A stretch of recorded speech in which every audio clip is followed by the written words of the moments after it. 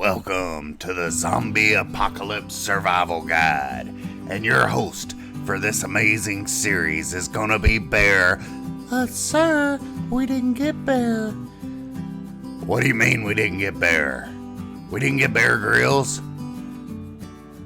Did he not want to drink out of the toilet? What was the problem? He said that he couldn't take a job when there wasn't donuts or a camera close by. Who did we get? Monkey 870. Who's that? I never heard of him. He's a YouTuber with hardly any subscribers. Okay. Anyways, let's get on with surviving the apocalypse. Hello everybody and welcome to 7 Days to Die Alpha 19, the tutorial series. I'm Monkey 870. Today we're going to cover structural integrity, the bane of new builders in this game. So, the way you figure your structural integrity, every block, when you first open it up, it's going to show you this little thing, which doesn't really mean a whole lot to you.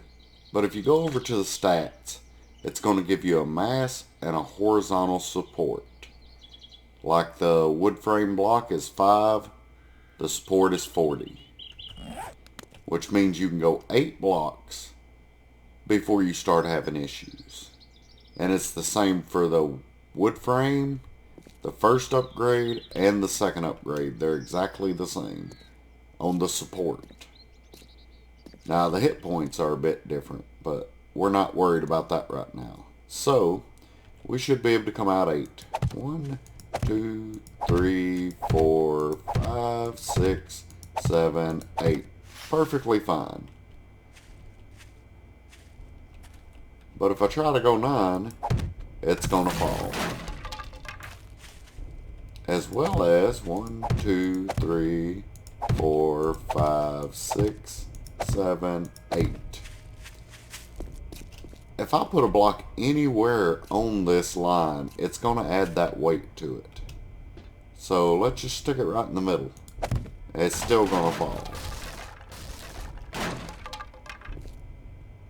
One way to help with some of it,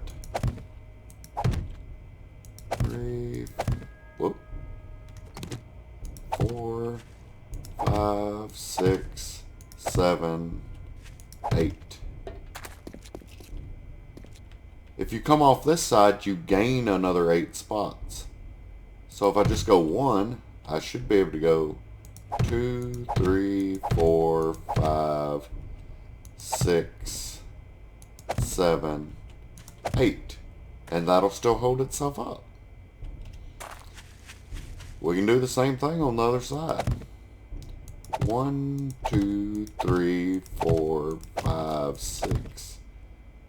That should be it right there. I miscounted somewhere. But that's it. If we add another block anywhere on here, or I even believe on top, let's check. Fly mode. What I'm wondering, I haven't actually tested this yet. Your storage box says it has a mass of 5. So if I add this, is it going to fall? It absolutely is. So this is where so many people get into trouble. Let's get back out of fly mode. And I've been playing the game so long, I hardly think of structural integrity anymore. But it's something I do need to pay closer attention to. So, if you're wanting to build a structure, you know, you're not going to want to go the full 8 blocks unless you're building full walls all the way around. And I still wouldn't go the full 8 blocks because if you set anything in the middle, it's going to fall on you. Let's jump on over to the stone stuff. Flagstone, cobblestone, and both concretes have the same stability. The mass is 10, They hold 120, so they'll go 12 blocks.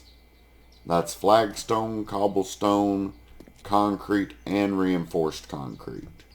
The next actual step up in structural integrity is the reinforced steel. See, it's 20 and 300, so we could go 15 blocks. And surprisingly, these little frames that you can make in the forge are the same, as well as the upgraded version of those frames. And you upgrade from this using scrap iron, and you get to this point, and then you start going into concrete. So what's the durability? 1,000. That's not great. That's only 100. So it's similar to the wood.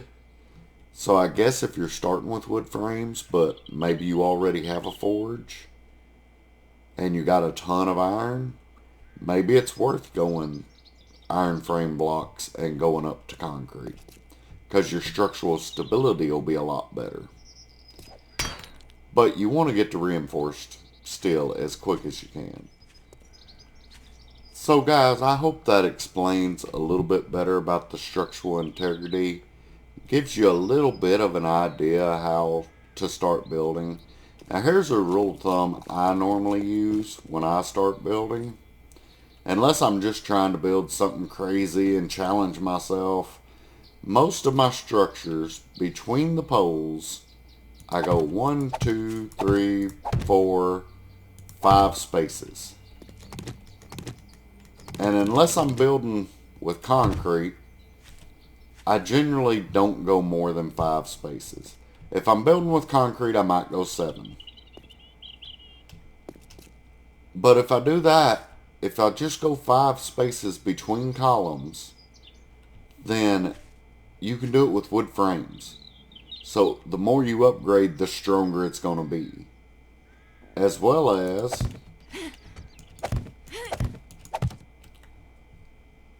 I can set whatever I want, wherever I want on here, it's not going to fall. I can fill this whole center up, it's not going anywhere. And that's why, as a rule of thumb, I just go 5 spaces between the columns.